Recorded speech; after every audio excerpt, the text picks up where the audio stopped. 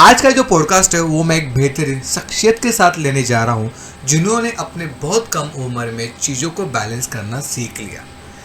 उन्होंने season cricket ground पे ही छक्का नहीं मारा तो उन्होंने 10th स्टैंडर्ड में 98% ला के भी वहाँ पे भी उन्होंने छक्का मारा है।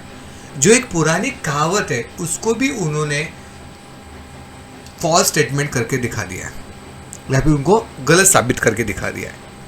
जो कहावत है वो कहावत क्या है? पढ़ोगे लिखोगे तो बनोगे नवाब, खेलोगे कूदोगे तो बनोगे खराब। तो इस चीज़ को भी उन्होंने बैलेंस कर लिया, उन्होंने स्टेटमेंट को फॉल्स करके बता दिया।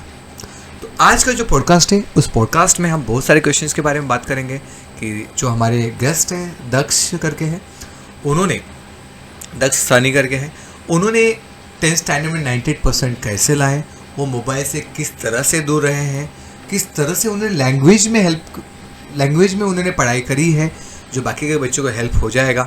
ऐसे बहुत सारे क्वेश्चन के आंसर आज हम उनसे लेंगे। तो इस पॉडकास्ट के माध्यम से आपके लाइफ में बहुत सारे वैल्यूज ऐड करने जा रहे हैं हम लोग, और बहुत सारे बच्चे जो आगे आने वाले 10th के एग्ज़ाम देने वाले हैं उनको इस पॉडकास्ट से काफ़ी हेल्प होने वाली है। तो मैं चाहूँगा कि इस पॉडकास्ट को आप अंत तक देखिएगा। तो जो पेरेंट्स का एक डाउट होता है कि मेरे बच्चे मोबाइल से कैसे दूर रहे, इसका आंसर दक्ष ने मुझे दिया है। और दूसरा क्वेश्चन जो बच्चों के दिमाग में होता है कि सर मैं लैंग्वेज की पढ़ाई कैसे करूं और किस तरह से स्कोर लाऊं, क्या करूं, कौन से मटेरियल यूज़ करूं, हॉट क्वेश्चन कैसे करूं, ऐसे बहुत सारे क्वेश्चन के आंसर मैं आज उनसे लेने वाला हूं। ये सारी चीज़ जानने से पहले मैं दक्ष को वेलकम करना चाहूँगा on my podcast. Thank you sir, मुझे बहुत अच्छा लग रहा है पॉडकास्ट पे आके। ओके ठीक है, तो बहुत सारे आंसर भी आपको देने ओके। तो सबसे पहला क्वेश्चन दक्ष मैं आपसे ये पूछना चाहूँगा कि I am so much happy कि आपने 98% निकाला है 10th स्टैंडर्ड में, बट उससे पहले मैं जानना चाहता हूँ कि आपने बैलेंस कैसे किया। इस चीज़ जानने से इसको तो जानना ही है हमको। इसके पहले मेरा सबसे पहला क्वेश्चन आपसे ये रहेगा कि आपने स्कूलिंग कहाँ से करी है, ये मेरा पहला क्वेश्चन है। और स्कूल के जो टीचर्स है जो हर किसी के लाइफ में एक मेमोरी, एक बोलते हैं मेमोरी की तरह होते हैं, जो एक फिक्स मेमोरी होता है कि ज़िंदगी में हमेशा याद रहती है। इवन मुझे भी अभी मेरे टीचर्स याद रहते हैं। तो उन्होंने उनका योगदान कैसे रहा स्कूल और टीचर्स का, और टीचर के साथ बॉन्डिंग बनाना हेल्पफुल हो जाता है क्या? ये 2-3 क्वेश्चन जो स्टार्टिंग है। तो मैंने मेरी schooling national English high school से की है। ऑनेस्टली स्कूल ने मुझे बहुत सपोर्ट किया है in terms of sports and studies के मामले में उन्होंने मुझे रिवीजन में बहुत हेल्प किया, कॉन्सेप्ट्स ईजी करके दिया है। फॉर एग्जांपल मैं शाइनी टीचर का नाम लेना चाहूँगा जिन्होंने मुझे साइंस में स्पेशली बायोलॉजी में उन्होंने मुझे बहुत हेल्प किया है। ओके, तो मैं जानना चाहूँगा, देखो बहुत सारे बच्चों का बायोलॉजी में बड़ा दिक्कत होता है, मुझे पता है। तो साइंस में 3 पार्ट्स होते हैं शायद, एक फिजिक्स होता है, एक केमिस्ट्री होता है, एक बायोलॉजी होता है एसएससी में। जैसे हम उसको साइंस 1 और साइंस 2 भी बोलते हैं। सर बच्चे बोलेंगे सर ये फिजिक्स केमिस्ट्री कहाँ से आ गया? स्पेशली अगर बात करो आईसीएसई बोर्ड में फिजिक्स केमिस्ट्री और बायोलॉजी ऐसा ही सेपरेट बुक्स है, बट एसएससी में जो आपका है महाराष्ट्र बोर्ड, उसमें कैसे होता है कि साइंस में ही उन्होंने 3 पार्ट्स दे दिए, 2 चैप्टर इसके, 2 चैप्टर उसके, 2 चैप्टर फिजिक्स के, 2 चैप्टर केमिस्ट्री के, 2-3 चैप्टर बायोलॉजी के, इस तरह से उन्होंने डिस्ट्रीब्यूट किया है। यस और नो? इवन सीबीएसई में भी ऐसे ही है। तो शालिनी मैम का जो आपने नाम लिया, जिक्र किया, तो बटोबे से उन्होंने काफ़ी हेल्प किया। तो बायोलॉजी में उन्होंने आपको कैसे हेल्प किया? मतलब आई नो बायोलॉजी 98% लाना मतलब हर इसमें आपने टॉप किया, इतना तो श्योर है। तो बायोलॉजी में किस तरह से आपको शालिनी मैम ने हेल्प किया? और अदर दैन दैट और भी जो टीचर्स है, जो भी टीचर्स जिसका आपकी लाइफ में मैथ्स में हो गया, इवन स्पोर्ट्स वाले हो गए या भी अदर, उन्होंने आपको कैसे हेल्प किया? तो शाइनी टीचर ने बायोलॉजी के मुझे कॉन्सेप्ट्स बहुत एप्टली एक्सप्लेन किए। जो भी मुझे रिवीजन में उन्होंने हेल्प किया, मुझे बहुत सारे ट्रिक्स दिए जिससे मैं कॉन्सेप्ट्स इजीली याद रख सकूं। और बात रही बाकी सब्जेक्ट्स की, मैथ्स में मिलिंद सर, सावे सर, उन्होंने मेरा मैथ्स के कॉन्सेप्ट्स बहुत इजीली एक्सप्लेन किए। लैंग्वेजेस में शाइनी टीचर जिन्होंने मुझे इंग्लिश में हेल्प किया, मराठी में शालन टीचर जिन्होंने मुझे बहुत हेल्प किया है। मतलब स्कूल का काफ़ी योगदान रहा है। यस। और एक मेरा क्वेश्चन था, मतलब एक फनी टाइप था, जब आप बीमार होते थे तो बड़ा वैसे आप स्कूल नहीं जा पाते थे, आप कभी क्रिकेट खेलने गए हो, तो मैं एक चीज़ बताना चाहता हूँ कि दक्ष ने डिस्ट्रिक्ट लेवल पे सीजन क्रिकेट खेला है। यस, ये बोल रहा हूँ। तो डिस्ट्रिक्ट लेवल पे सीजन क्रिकेट खेला है, ये मैं बोलना भूल गया था। ठीक है, तो आप दोनों चीज़ों को बैलेंस करने के लिए पता है कि आपको मैच खेलने जाना पड़ता होगा, प्रैक्टिस करने जाना पड़ता होगा, और आप भी बीमार पड़ते हो, तो क्या वो चीज़ स्कूल रिपीट करता था आपका? Yes obviously. मेरा क्रिकेट के वजह से मुझे बहुत प्रैक्टिस में जाना पड़ता था, उस वजह से मेरा कभी स्कूल मिस होता था, कभी मैं बीमार पड़ गया। तो उसके इसमें स्कूल ने मुझे एक्चुअली अच्छा सपोर्ट किया है बहुत। जो भी मेरे चैप्टर्स वगैरह रह जाते थे उन्होंने मुझे वापस बैठ के पूरा समझाया है, और स्पोर्ट्स में उन्होंने मुझे बहुत सपोर्ट किया। Okay okay. जैसे कुलकर्णी सर के बारे में बहुत सुनते हैं हम लोग, तो उनका कुछ योगदान रहा है आपके? जैसे आपने मुझे इनिशियली बताया कि वो आपके मैच देखने आए थे, तो आपके लिए वो मोमेंट कैसे रहा? बहुत अच्छा लगा था मुझे। दीपक सर राम, राइट? ओके, तो आपके मैच देखने आए थे, आपने बैटिंग किया था कि फील्डिंग किया था? इसलिए तो बॉलिंग चलो ठीक है, कोई बात नहीं। और सेकंड क्वेश्चन मेरा आपसे ये रहेगा, तो स्कूल के बारे में रियली बहुत अच्छा फीडबैक रहा है। अभी आगे बढ़ते हैं, तो मेरा नेक्स्ट क्वेश्चन आपसे रहेगा कि आपने मटेरियल कौन से यूज़ किए थे? सबसे पहला क्वेश्चन मेरा ये था कि आपने मटेरियल कौन से यूज़ किए, क्योंकि बच्चे के दिमाग में बहुत सारे डाउट्स रहते हैं। अगर आप बच्चे, आप मेरा पॉडकास्ट देख रहे हो, तो वे सर कौन सा बुक यूज़ करें, बहुत कन्फ्यूजन रहता है उनके दिमाग में कि ये बुक यूज़ करूँ, वो बुक यूज़ करूँ, ऐसे बहुत सारे मार्केट में मटेरियल्स अवेलेबल है। तो आपने कौन से मटेरियल को यूज़ किया था? कोई इंपॉर्टेंट बोर्ड क्वेश्चन वगैरह किया था, या किस तरह से थोड़ा सा मटेरियल को थोड़ा सा बताएंगे आप? मैं मटेरियल्स में तो मैंने मोस्टली टेक्स्ट बुक्स ही ज़्यादा प्रेफर किए थे, क्योंकि टेक्स्ट बुक्स से टेक्स्ट बुक्स बहुत ज़रूरी होते हैं, नो डाउट से। अगर आप महाराष्ट्र टेक्स्ट बुक्स यूज़ करोगे तो उसी क्वेश्चंस को आप पूरा बार बार रिपीट करोगे, तो maximum questions coming from that text books and all, वो जरूरी। टेक्स्ट बुक्स एक मैंने लिया, फिर प्लस मैंने इंटरनेट से बाहर से मैंने क्वेश्चंस लिए थे। मतलब आपने इंटरनेट का यूज़ किया है? Yes. मैं मोबाइल पे आने वाला हूँ, पर उसके पहले ओके।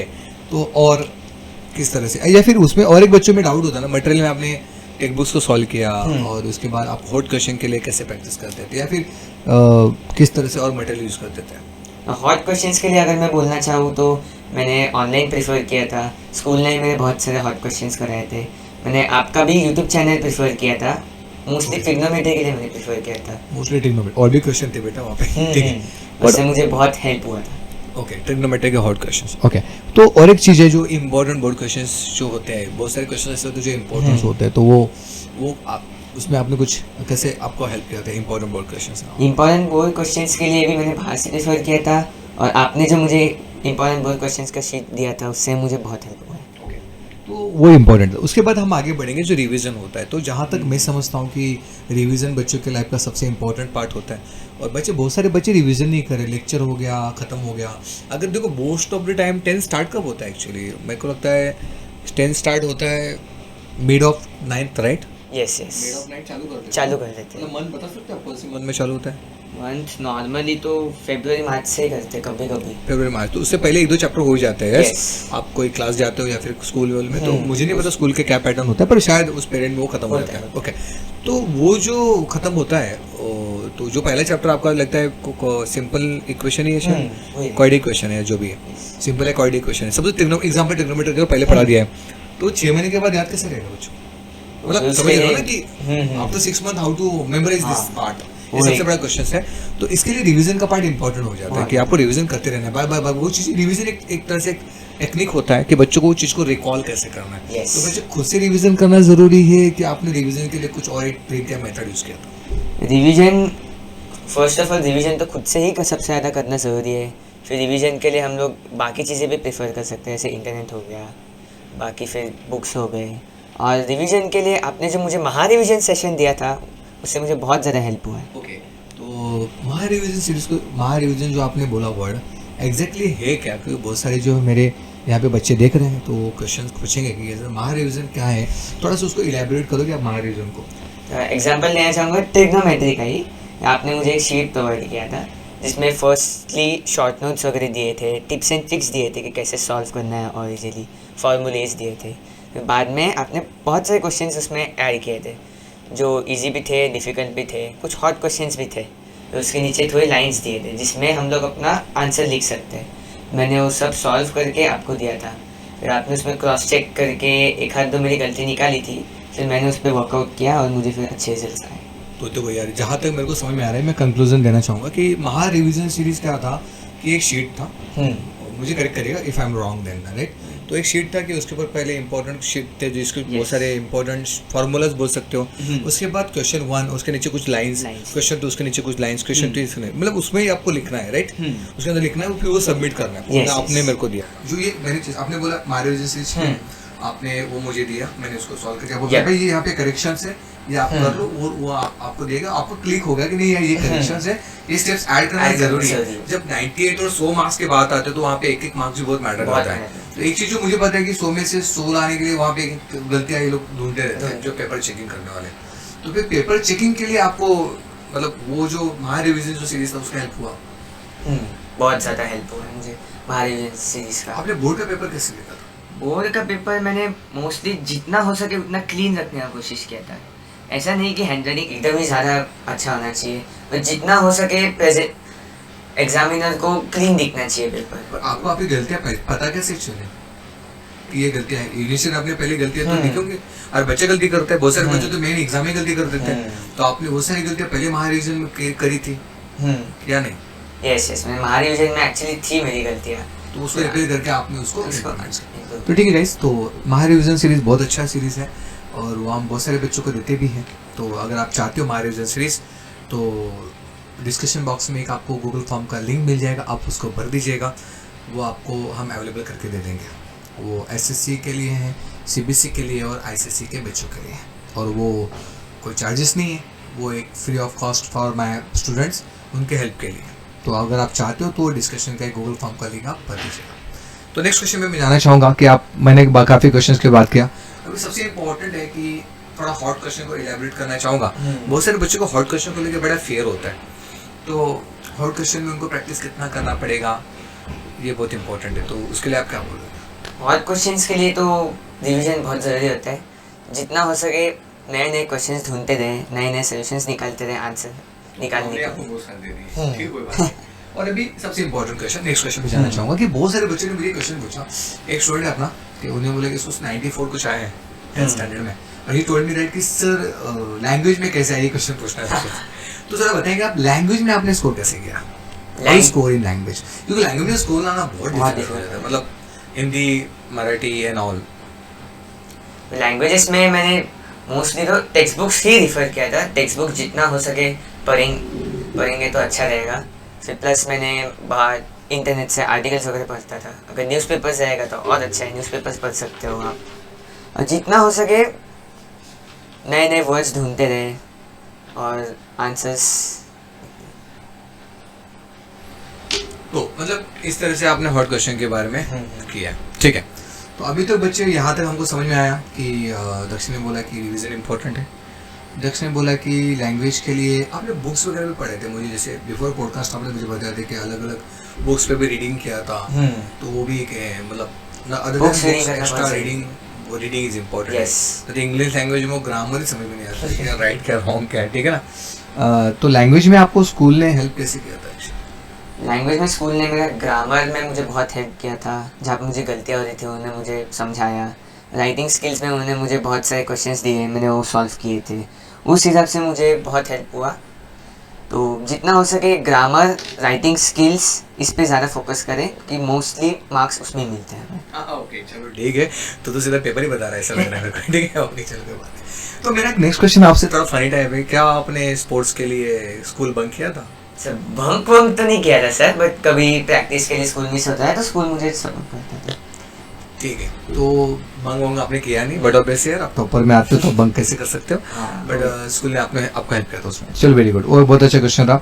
और एक फनी क्वेश्चन लेना चाहूँगा कि आपको क्रिकेट, जैसे आपने सीजन क्रिकेट में डिस्ट्रिक्ट लेवल पे खेले हो, तो आपको क्रिकेट पसंद है कि पढ़ाई पसंद है? वो मैं सर अभी बीच में डिसाइड नहीं कर सकता। मोस्टली तो दोनों ही मुझे अच्छे लगते हैं ज़्यादा। तो जब आप क्रिकेट खेलते हो तो आप पढ़ाई के बारे में सोचते हो? बिल्कुल। पढ़ाई खेलते हो तो क्रिकेट के बारे में सोचते हो? क्या आपकी क्या थॉट प्रोसेस है? नहीं, ये बिल्कुल नहीं करना चाहिए। क्रिकेट के टाइम पे क्रिकेट ही खेलो और पढ़ाई के टाइम पे सिर्फ पढ़ाई करना चाहिए। अपना फोकस डाइवर्ट नहीं होना चाहिए दूसरी जगह पे। बहुत इंपॉर्टेंट लेसन है, आप इसको नोट कर सकते हो। मैं तो चाहूँगा आप नोटबुक लेके बैठ जाओ, बहुत सारी चीज़ आपको सीखने मिलती है। तो सबसे पहला जो क्वेश्चन दक्ष ने ये कहा कि जब वो क्रिकेट खेलता है तो उसको पढ़ाई के बारे में ध्यान नहीं होता है, और जब पढ़ाई करता है तो क्रिकेट के बारे में ध्यान नहीं होता है। ये क्लियर विजन होना बहुत जरूरी है। मतलब मेरे को भी आज आपसे सीखने मिल रहा है कि अगर मैं एक चीज़ कर रहा हूँ ना तो मैं दूसरी चीज़ में फोकस नहीं होना चाहिए। तो मैं आपको बताना चाहता हूँ कि जब इसका रिजल्ट आया था, ये क्रिकेट खेल रहा था, शायद इसको खुद को पता नहीं था इसका रिजल्ट आया था करके, इनके पापा ने मुझे मैसेज डाला कि यार मुझे 98 आया। तो पहली बात तो मैं परेशान हो गया, इतना कैसे आ गया इसको। आई एम एक्सपेक्टिंग कि 90+ जाएगा बच्चा, पर 98 मतलब कुछ ज़्यादा नहीं हो गया। तो ठीक है, तो ये बहुत अच्छा लेसन है बेटा, आप लीजिएगा। अगर आप पढ़ रहे हो तो फिर खेलने के बारे में नहीं सोचना, अगर आप खेल रहे हो तो फिर पढ़ने के बारे में नहीं सोचना है। तो फिर इसी के साथ ही कनेक्ट कर देता हूँ क्वेश्चन को कि आपने डे को कैसे शेड्यूल किया था? फर्स्टली डे में तो मेरा स्कूल ही होता था, स्कूल में मेरा पढ़ाई चलता था। नहीं, हम मॉर्निंग से जानना चाहेंगे। Okay. अर्ली मॉर्निंग आप, क्योंकि बच्चे ये भी क्वेश्चंस करते हैं कि प्लानिंग्स कैसे होता है, मतलब you can see the plannings, morning में कितने बजे उठते थे, क्या क्या डे का शेड्यूल होता था, ये पूरा। एग्जैक्टली बोलना चाहूँगा तो मॉर्निंग मेरा 7 को स्कूल होता था, उससे 1 घंटा पहले मेरा सब नाश्ता वगैरह हो गया, फिर टाइम मिलता था तो मैं स्टडीज़ में मेरा फोकस करता था।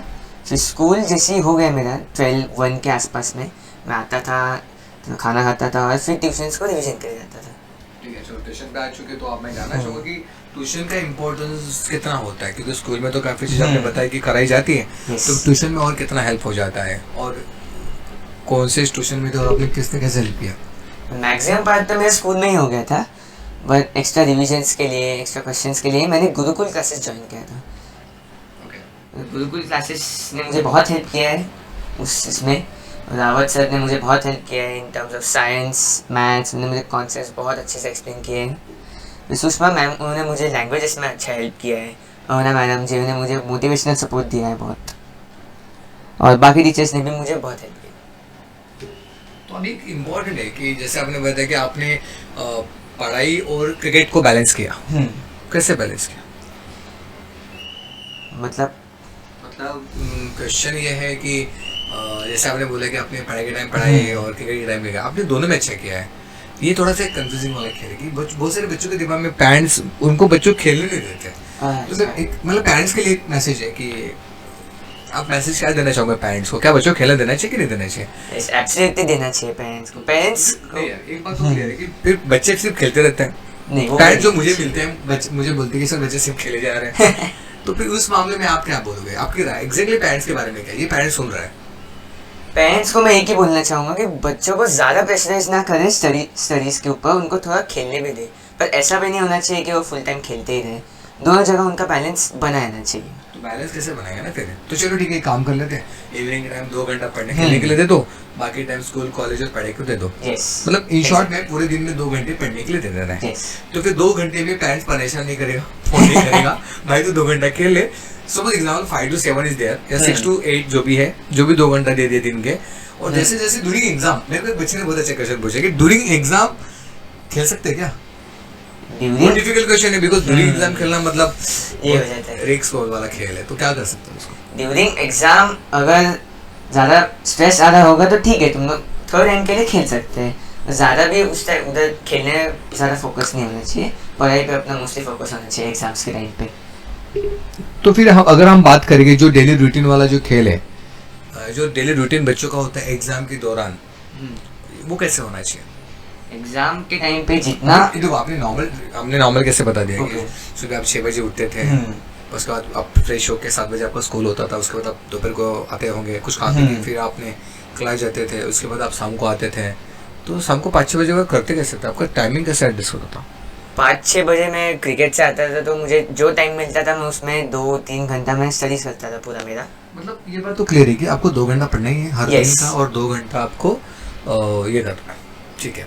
तो हर दिन का एक स्मॉल, कहते हैं ना, small efforts will change big change in your life. बूंद बूंद से सागर बनता है। बहुत बड़ी बात कह दी आपने, ये भी पॉइंट नोट कर सकते हैं आप लोग कि बूंद बूंद से सागर बनता है। हर दिन का छोटा छोटा एफर्ट्स एक बड़ा रिजल्ट क्रिएट करता है बेटा आपके लाइफ में, तो छोटा पार्ट आपको करना है। तो क्यों आधा घंटा क्यों ना हो, 1 घंटा क्यों ना हो। नहीं, क्वेश्चन मेरे को बहुत सारे बच्चे पूछते हैं, जो मैं आपको पूछना चाहता हूँ कि ऐसे कुछ टाइम टेबल लगाना चाहिए, 1 घंटा ये करूँ वो करूँ, एक फिक्स या फिर एक रैंडम, या what is the best plan? मतलब मुझे ऐसा लगता है कि no plan is the best plan. जो प्लान नहीं होता वही सबसे बड़ा प्लान होता है। क्योंकि अब मुझे पता कि मैंने 6 बजे उठना है और मालूम पड़ा कि मैं 6:15 बजे उठ गया, तो मैं यही सोच रहा हूँ कि मैं 6 बजे क्यों उठा था, मुझे उठना था। तो फिर वो एक टाइम टेबल लेके अपनी जिंदगी जी सकते हैं, ऊपर नीचे फ्लेक्सिबल होगा ही चीजों को। तो इसके बारे में आप क्या बोलना चाहोगे? टाइम टेबल अगर इनकेस बनाना भी चाहो तो ऐसा टाइम टेबल बनाओ कि फ्लेक्सिबल रहे, फिर टाइम से बाउंड नहीं होना चाहिए एकदम। जैसे सर ने बराबर बोला कि 6 बजे का टाइम टेबल हम लोग ने बनाया, फिर 6:15 बजे गए, फिर हम लोग सोचते बैठ जाएंगे कि करेंगे क्या। तो उस हिसाब से टाइम टेबल जितना फ्लेक्सिबल हो सके उतना अच्छा है, और जितना डिसिप्लिन हम लोग हो सके उतना अच्छा। मतलब एक पॉइंट नोट कर सकते हैं आप लोग कि एवरी डे आप आधा 1-2 घंटा तो पढ़ना ही पड़ता है। Yes. सेल्फ स्टडी के लिए इम्पोर्टेंट होता है, रिवीजन कम सेल्फ स्टडी। ओके, क्योंकि क्लास में पढ़ा दिया है, कॉलेज में पढ़ा दिया है, तो सेल्फ स्टडी भी इम्पोर्टेंट हो जाता है। ओके, तो और एक मेरा क्वेश्चन आपसे कि आपके फ्रेंड्स ने आपको पढ़ाई में या स्पोर्ट्स में कैसे हेल्प किया था? फ्रेंड्स ने मुझे पढ़ाई में भी हेल्प किया था बहुत। जो हॉट क्वेश्चंस थे थोड़े उन्होंने ला के दिए थे मुझे, उससे भी मुझे बहुत हेल्प हुआ। और स्पोर्ट्स के टाइम पर भी उन्होंने मुझे बहुत सपोर्ट किया। जब स्पोर्ट्स जाता था, स्कूल वगैरह मिस होता था, कुछ कॉन्सेप्ट मुझे समझ नहीं आते थे, तो वो मुझे बैठ के पूरा एक्सप्लेन करते थे। अभी देखो, जो स्पोर्ट्स और क्रिकेट के बारे में बात हो रही है, आपके बहुत सारी चीज़ों के बारे में हम लोग डिस्कस कर रहे हैं, तो आपके पेरेंट्स ने स्पोर्ट्स के लिए कैसे एग्री हुए? बहुत सारे पेरेंट बच्चे बेचारे परेशान होते हैं कि यार मेरे पेरेंट मुझे खेलने नहीं दे रहे, तो इसके बारे में आप क्या एक मैसेज देना चाहोगे कि आपके पेरेंट्स ने आपको कैसे सपोर्ट? जहाँ तक मैं इनके पापा को जानता हूँ, बड़े जॉली इंसान है ऑनेस्टली, मुझे बहुत पसंद करता हूँ इनके पापा को, और एकदम बोलते ना दिल दरिया मन समुंदर वाला खेल। जब बातें होती तो बड़ा अच्छा लगता है इनसे बात करने का। और उनके पापा का जो है कि चिल है यार, मतलब उनके पापा एक मैसेज देते हैं हमेशा कि मोबाइल मत दो, बैट दो हाथ में, तो इसलिए हमने बैट भी यहाँ पर रखा है। तो ये बहुत अच्छा मैसेज है कि इंस्टेड ऑफ मोबाइल आप क्या बोलते हैं उसको, बैट्स लो, मैच खेलो, आउटडोर गेम्स खेलो ऑल। तो मम्मी पापा की तरफ से सपोर्ट रहा स्पोर्ट्स के लिए? मम्मी पापा ने एक्चुअली मुझे बहुत सपोर्ट किया है स्पोर्ट्स के लिए। मैं स्पोर्ट्स में अच्छा कर रहा तो उन्होंने मुझे उधर पुश किया। स्टडीज़ के लिए भी उन्होंने मुझे बहुत ध्यान दिया है। मम्मा ने पर्सनली उनको जॉब करना था, पर उन्होंने मेरे लिए जॉब नहीं किया 8 साल। उन्होंने मुझे स्टडीज़ में पूरा बहुत हेल्प किया है। तो मम्मा जी का इतना अगर सेक्रीफाई है तो आगे उनको याद रखिएगा। Yes, तो मैं आपको याद रखूंगा क्योंकि मेरे पास दोनों के नंबर से। चलिए ठीक है, नहीं सब मम्मी पापा का सपोर्ट करना बहुत ज़रूरी हो जाता है। उन्होंने आपके लिए इतना सेक्रीफाइस किया, आज जो बच्चा यहाँ पे देख रहा है बेटा, मम्मी पापा से कोई वैर नहीं रखेगा, उन्होंने बहुत कुछ किया है। तो ये क्वेश्चन कभी मत पूछना कि मेरे लिए आप लोगों ने किया क्या, आप तो जी रहे हैं, उनके वजह से जी रहे हैं, नहीं? तो ये क्वेश्चन उनसे मत करिएगा, बुरा लगता है। और वो कभी डांट दे तो समझ जाना, ठीक है, ठीक है। ये बहुत अच्छा क्वेश्चन रहा है। उसके बाद और कुछ क्वेश्चन है कि जैसे बोला कि आपने आपके फिटनेस का ध्यान कैसे रखा ड्यूरिंग दिस पीरियड, क्योंकि आपने दोनों में अच्छा किया, मतलब आप क्रिकेट में भी डिस्ट्रिक्ट लेवल पे खेल चुके हो और आप इसमें भी 98 कर चुके हो, तो आपने हेल्थ के कैसे ध्यान रखा? फिटनेस के लिए तो मोस्टली मैं जो क्रिकेट में जो फिटनेस होता था वही करता था। मैं घर पे भी आके थोड़ा मैंने उसमें टाइम दे दिया, और प्लस जितना हो सके मेरा खाना मैंने हेल्दी रखा, ज़्यादा मैंने बाहर का नहीं खाया। तो वैसे तो अगर आप खेल रहे हो तो आपका फिटनेस तो होना ही चाहिए, हाँ। मतलब जो खेलता है उसका फिटनेस तो होता ही है।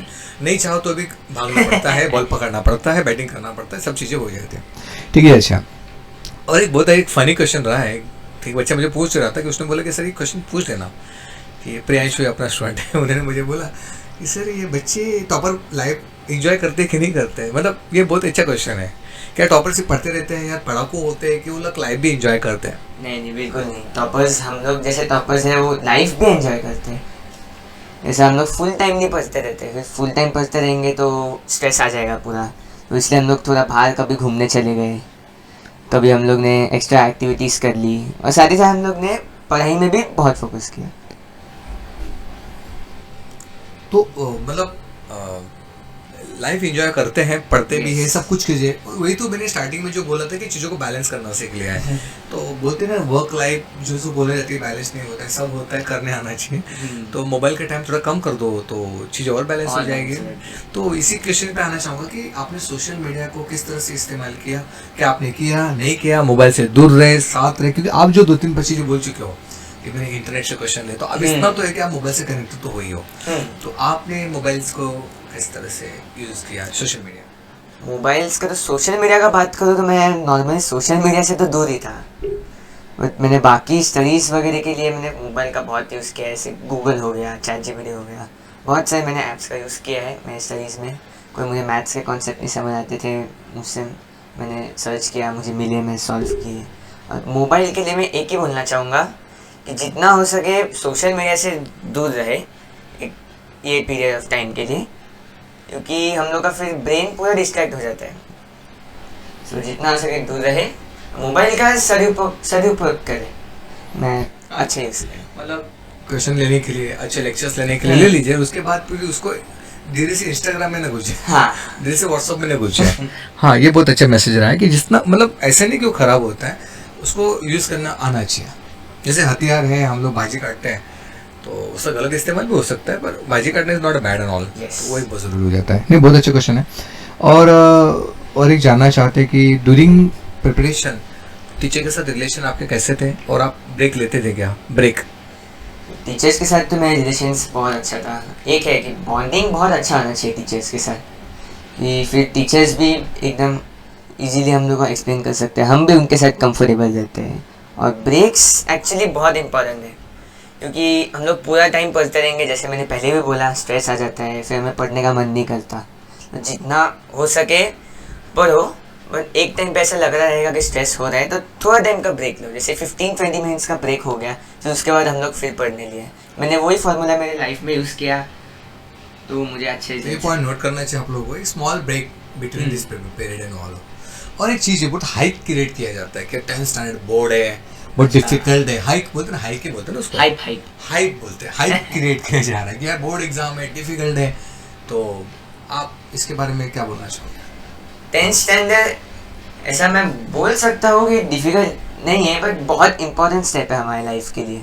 सो 10th स्टैंडर्ड को जितना सीरियसली हो सके उतना ले, पढ़ाई पे फोकस रखे, बट मतलब ऐसा नहीं होना चाहिए कि पढ़ाई पढ़ाई पढ़ाई पूरा स्ट्रेस ले ले। एक लिमिटेड टाइम तक पढ़ाई किया, हो गया, फिर हम लोग थोड़ा एक्स्ट्रा करिकुलर एक्टिविटीज़ पे भी ध्यान दें, जिससे हमारा पर्सनल ग्रोथ भी हो और हम थोड़ा फ्री भी रहें। और एक क्वेश्चन मैं पूछना चाहता हूँ, बहुत सारे एवरेज बच्चे भी यहाँ पे जो पढ़ाई पे थोड़ा कम ध्यान होता है, खेलने पे भी कम ध्यान होता है, इसलिए शायद उनको एवरेज बोला जाता है। तो ठीक है, कोई बात नहीं। तो एवरेज बच्चे स्पोर्ट्स और स्टडी को बैलेंस कर सकते हैं? यस, बिल्कुल कर सकते हैं। अगर उन्हें स्टडीज़ और स्पोर्ट्स या एक्स्ट्रा करिकुलर एक्टिविटीज़ पे उन्हें अगर फोकस किया तो ज़रूर वो लोग भी टॉप कर सकते हैं और स्पोर्ट्स के इसमें भी अच्छा परफॉर्म कर सकते हैं। तो उन्होंने किस तरह से चीज़ों को फास्ट मेमोराइज करनी चाहिए? देखो, मेमोराइज तो जो पूरा के लिए वो IQ लेवल पे डिपेंड करता है। अगर आपको उस चीज़ में मन नहीं लग रहा है तो फार्मूला नहीं आ रहा तो आप क्वेश्चन कैसे बनाओगे? तो पहली बात तो मन लगना चाहिए। यस। तो हमारे गीता में इस पे लिखा गया कि अध्ययन चिंतन मनन is the process of the preparation. पहले अध्ययन करना है, समझना है, बाद में चिंतन करना है, सोचना है, बाद में मनन करना है, मेमोराइज करना है। यस। ये मेमोराइज वाला खेल है। एक बच्चे ने मुझे पूछा था कि आप मेमोराइज कैसे कर लेते हो?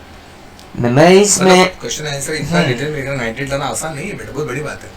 मेमोराइज करने के लिए ही रिवीजन एक्चुअली बहुत ज़रूरी हो जाता है। ऐसा घूम फिर के हम लोग मार हाँ। जाते हैं। तो मैंने आपको गूगल फॉर्म डाल के रखा है, लिंक डाल दीजिए, आपको मार रिवीजन का भी सीरीज मिल जाएगा। ओके, तो वो हेल्प हो जाएगा। मतलब उसका बार बार चीज़ें रिपीट करोगे तो आपके लिए वो चीज़ें आसान दिमाग में बैठ जाती है, फिर वो चीज़ दिमाग में बैठ जाती है। ओके, तो बहुत सारे क्वेश्चन के आपने आंसर करे हैं। तो अभी एक जो इम्पोर्टेंट है, सोशल मीडिया का आपने क्वेश्चन दे दिया है। अब मैं एक क्वेश्चन आपसे पूछना चाहता हूँ कि along with studies, along with crickets, extra curricular आप क्या करते थे? अलॉन्ग विथ स्टडीज़ कभी मेरा ऐसा मन किया, बुक्स रीडिंग किए मैंने, कभी मैं स्केच करता था बैठ के। Drawing vying? हाँ, सिंपली ड्राइंग, ज़्यादा भी नहीं। बाकी भी मेरा स्पोर्ट्स में ही रहता था मोस्टली तो। और फिर टाइम स्पेंड करने के लिए कुछ क्रिएटिव चीज़ें करता था मैं। अच्छा, जो ड्यूरिंग 10th स्टैंडर्ड कभी आपको स्ट्रेस फील किया आपने? यार प्रेशर है यार, बहुत सब बोले बोर्ड है बोलते होनेस्टली ना, अगर समझो हम बाहर सोसाइटी में खेलने जाते, ए बच्चा तू 10th स्टैंडर्ड भाई तू खेलने क्यों आया है? तो इसका रिप्लाई कैसे था? स्ट्रेस को how to manage stress? Stress तो एक्चुअली मुझे होता था कभी कभी, बट स्ट्रेस अगर लेंगे तो बराबर नहीं चलेगा। इसलिए जितना हो सके अपना माइंड काम रखे, हम लोग जितना हो सके फ्री रहे, जितना हो सके फोकस्ड रहे।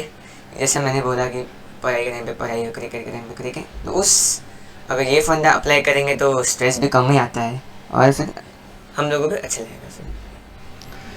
और एक सबसे इम्पोर्टेंट क्वेश्चन कि स्ट्रेस लेना चाहिए पर इतना भी ना ले लो कि हाँ। आदमी डिप्रेशन में चला है, हाँ। कोमा में नहीं जाना चाहिए। तो ले चिल रहो, पर हर एक चीज़ करो। मेरे को लगता है कि महा रिवीजन सीरीज अगर आप करोगे तो उसमें आपको काफ़ी हेल्प हो जाएगा, आपको खुद को पता चलेगा क्या हो रहा है। बहुत सारे बच्चों को खुद को पता नहीं होता कि मेरे को कितना आता है। ठीक है, वो बहुत अच्छा क्वेश्चन है। और एक क्वेश्चन पूछना चाहता हूँ, बड़ा अंदर से आ रहा है मेरा क्वेश्चन, कि जो हम पढ़ते हैं, आप ट्रिको बोल लो या अभी हाल ही में आप मैट्रिसेस पढ़ रहे हो, यस, तो इसका यूज़ कहाँ पे होता है? ट्रिगो वगैरह का तो यूज़ सैटेलाइट्स में हो गया, शिप नेविगेटिंग में हो गया, ये सब जगह पे बहुत इंपॉर्टेंट फील्ड्स में होता है। मैट्रिसेस का बोलूँ तो नेटफ्लिक्स के एल्गोरिथम में ही यूज़ होता है मैट्रिसेस का भी तो। अच्छा, जितना मुझे पता है। नेटफ्लिक्स के एल्गोरिदम में भी मैट्रिसेस होता है। Yes. मतलब बहुत सारे बच्चों को होता नहीं कि यार मैथ्स पढ़ के फायदा क्या है, ये साइंस पढ़ के फायदा क्या है, तो उसका फायदा मतलब इसका रियल लाइफ में यूज होता है। बहुत हाँ, सैटेलाइट्स वगैरह में वहाँ पे भी उसका यूज वगैरह हो जाता है। और कहाँ पे यूज कर सकते हैं आप? हिस्ट्री, ज्योग्राफी या और कोई सब्जेक्ट्स? इंग्लिश का तो पता चल ही जाता है। इंग्लिश लैंग्वेज का तो नॉर्मली यूज ही होता ही है।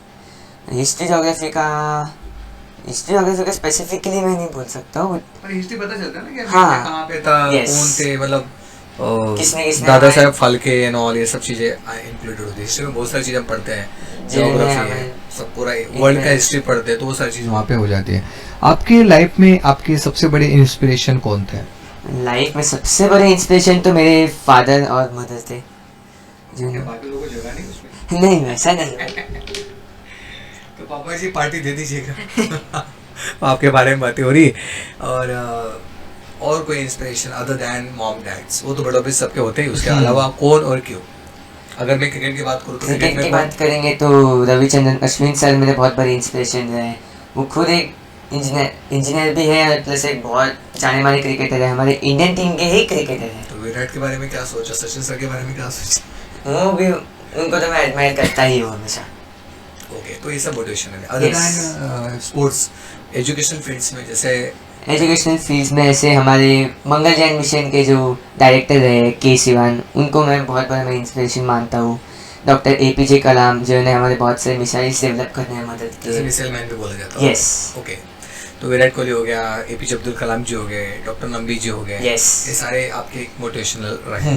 ओके, तो अभी बहुत सारे क्वेश्चंस के आंसर आपने दिए, तो एक इम्पोर्टेंट क्वेश्चंस मैं पूछना चाहूँगा कि बहुत सारे बच्चों को शायद मैं एक्सपेक्ट कर रहा हूँ कि आपको आपके क्वेश्चन के आंसर मिल चुके हैं, तो एक मेरा आखिरी क्वेश्चन आपसे ही रहेगा, या आखिरी है उसके 1-2 क्वेश्चन मैं ले सकता हूँ कि आप अभी फिलहाल आप 10 पास हो चुके हो, अभी आप 11 में जा चुके हो, आप 11 में कौन से स्ट्रीम से पढ़ रहे हो और क्या पढ़ना चाहते हो और आगे आपने क्या सोचा है? 11 तो अभी मैं आपसे ही पढ़ा है, फिजिक्स, केमिस्ट्री, मैथ्स और CS, और मैं मतलब आप साइंस स्ट्रीम से पढ़ रहे हो? Yes. Okay, stream science. Okay, science stream लिया है मैंने, और मेरा गोल है कि मैं IIT बहुत अच्छे स्कूल से पास करूँ, क्रैक करूँ। मतलब जेई करके आप IIT जाना करते हो? यस। तो कौन से IIT का प्लान कर रहे हो आप? मैं बॉम्बे को ही बिलोंग करता हूँ, तो मैं मोस्टली IIT बॉम्बे ही प्रेफर करूँगा। जैसे IIT बॉम्बे हो गया, और अगर मैं IIT का बात करूँ तो IIT Bombay, IIT Madras, IIT Kharagpur, मैं इनमें ही जाने का ट्राई कर रहा हूँ। ठीक है, तो मतलब काफ़ी चीज़ें आपने बताई, और शॉर्ट में अगर मैं कंक्लूजन देना चाहूँगा तो इनिशियली स्टार्ट किया आपने हाउ टू बैलेंस, क्रिकेट कर रहा हो तो फिर मैं कैसे बैलेंस करेंगे पढ़ाई वढ़ाई, ये पूरा प्लान्स आपने बताया, जो नॉर्मल बच्चे वो भी कर सकते हैं। एवरी डे का कंसिस्टेंसी होना ज़रूरी है। माहिर रिविजन के बारे में आपने बात करी, और पेरेंट्स मोटिवेशन या अदर थिंग्स आर इम्पोर्टेंट्स है, तो बहुत सारे क्वेश्चंस आपने दिए। तो आज एक लास्ट मेरा क्वेश्चन आपसे ये रहेगा कि आप इस पॉडकास्ट के माध्यम से बच्चों और पेरेंट्स को क्या मैसेज देना चाहोगे? फर्स्ट ऑफ ऑल मैं बच्चों को एक मैसेज देना चाहूँगा, 10th में सीरियस रहे, ज़्यादा स्ट्रेस ना ले, सोशल मीडिया से जितना हो सके दूर रहे, अपना एक खुद का मेंटल डिसिप्लिन बनाए रखे, यानी कि फोकस रहे एक सब्जेक्ट पे, मतलब एक जगह पे फोकस है। पढ़ाई के टाइम पढ़ाई का ही सोचे, क्रिकेट के टाइम मतलब बाकी एक्टिविटीज़ के टाइम पे उसी चीज़ का सोचे, पढ़ाई को बीच में लाना है। और पेरेंट्स को मैं एक बोलना चाहूँगा, बच्चों को सारा स्ट्रेस ना दे, बच्चों को सपोर्ट करे बाकी एक्टिविटीज़ के लिए भी, और प्लस उन्हें सपोर्ट करे स्टडीज़ के लिए, ताकि बच्चे भी अच्छा रिजल्ट्स ला सकें। ओके, तो thank you for coming this podcast. you, आपसे sir. बात करके बहुत अच्छा लगा। बहुत सारी चीज़ें मुझे भी सीखने मिली है कि किस तरह से वर्क लाइफ बैलेंस होता है, एक चीज़ कर रहा हूँ दूसरे ध्यान नहीं जाना चाहिए, और मैं एक्सपेक्ट कर रहा हूँ कि सारे बच्चों को अच्छा लगा है। अगर आपको पॉडकास्ट अच्छा लगा है तो एक लाइक ठोक के जाना बेटा, और अगर आपके कोई और क्वेश्चंस हो तो आप कमेंट्स में डाल दीजिएगा, और आपको महा रिविजन सीरीज चाहिए तो आप गूगल फॉर्म भर दीजिएगा, तो वहाँ पे आपको काफ़ी हेल्प हो जाएगा। Thank you for joining this session, और मिलते हैं अगले पॉडकास्ट में। मैं एक्सपेक्ट कर रहा हूँ कि आप जब IIT जाओगे तो मैं आपका सेकंड पॉडकास्ट फिर से रिकॉर्ड करूँगा, और मैं इस पॉडकास्ट के माध्यम से एक चीज़ तो मैं क्लियर करना चाहूँगा कि आज का जो पॉडकास्ट है वो ये बहुत सारे बच्चे देखने वाले हैं, मुझे पता है, और सबको एक मोटिवेशन मिलेगा, उनकी लाइफ चेंज होगी, और ये एक बहुत अच्छा काम हम कर रहे हैं, ऐसा मुझे लगता है। मुझे पूरा विश्वास है, मैं श्री कृष्ण का बड़ा भक्त हूँ, और उनका एक चीज़ की उन्होंने हमको भेजा है कुछ काम करने के लिए। अगर आपका ये पॉडकास्ट देख के कोई बच्चा खुश हो जाता है या उसके डाउट्स क्लियर हो जाते हैं तो हम एक्सपेक्ट करेंगे कि ये जो पॉडकास्ट की मेहनत हमने करी थी तो वो सफल हुई। तो thank you for this session. मिलते हैं अगले पॉडकास्ट में। और अगर बच्चों को अच्छा लगा तो आपके फ्रेंड सर्कल में इस पॉडकास्ट को शेयर करिएगा और बच्चों को और पता चले, पेरेंट्स को शेयर करिएगा। शायद कर भला तो हो भला, उनका भला करे आपका भला हो। और बस ये मैसेज मैं देना चाहता हूँ। तो थैंक यू फॉर दिस। मिलते हैं Thank you, अगले sir. सेशन में। Okay, bye bye. Bye bye.